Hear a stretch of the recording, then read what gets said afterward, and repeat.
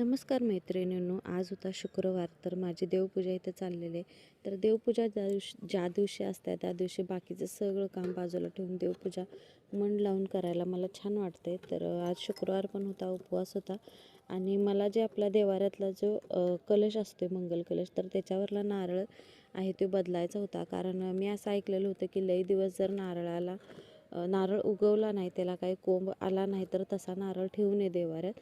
तर माझा तर सारखाच असं म्हणजे जाड एकदम आतनं झालेला होता, पण का कुणास ठाऊक त्याला कोंबच येत नव्हता. त्यामुळं म्हटलं चला आता बदलावं. तर आज नारळ बदलून घेतला. तर पहिल्यांदा मी तांब्यावरती नारळ व्यवस्थित बसतोय काय, त्याला जो महालक्ष्मीचा मुकुट आहे तर ती व्यवस्थित बसतोय काय बघितलं, हळदी कुंकू लावून घेतलं आणि अशी पूजा करून घेतली. तर आजचा ब्लॉग तुम्हाला छोटा येत आहे कारण मला माहीत नाही आता ह्याचं नेटवर्क काय तर प्रॉब्लेम आहे, त्यासाठी मी छोटा ब्लॉग करून टाकत आहे. मोठा व्हिडिओ काय टाकणार नाही. आणि तसं पण मला भरपूर आज काम आहे, त्यामुळं तेवढा मोठा व्हिडिओ शूट करणं जमणार नाही आहे. त्यामुळं तर मी हा आजचा छोटासा मिनी ब्लॉग टाकत आहे. तर ब्लॉग आवडला तर लाईक शेअर सबस्क्राईब करत जावा.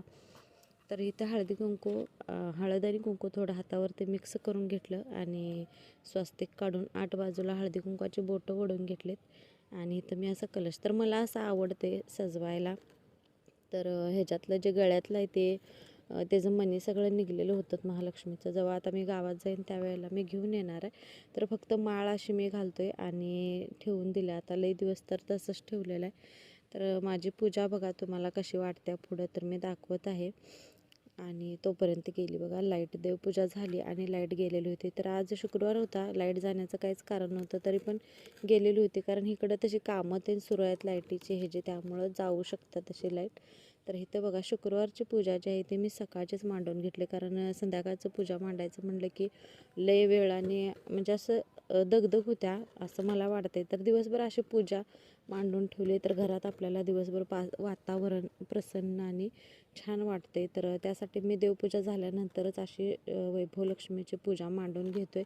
जास्त काही या पूजेला लागत नाही, फक्त कलश आणि आपलं श्रीयंत्र जे आहे ते लागते. तर वाजलेले होते 11. भांडे आणि कपडे अजून करायचे होते मला. तर चला लागलो मी कामाला माझ्या.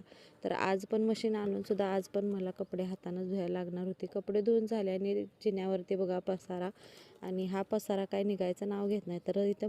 तर इथं स्त्री आणि मनू एकदम छान झोपलेलं होतं, त्यामुळे म्हणते त्यांची थोडी क्लिप घ्यावी. आणि मी लागलं होतं माझं ब्लाऊज शिवायला. तर असा होता माझा आजचा ब्लॉग. तर माझा दिवस असा गेलेला आहे कामात, आणि छान वाटते कामात आपण ज्या वेळेला दिवस घालवतो त्या वेळा. आणि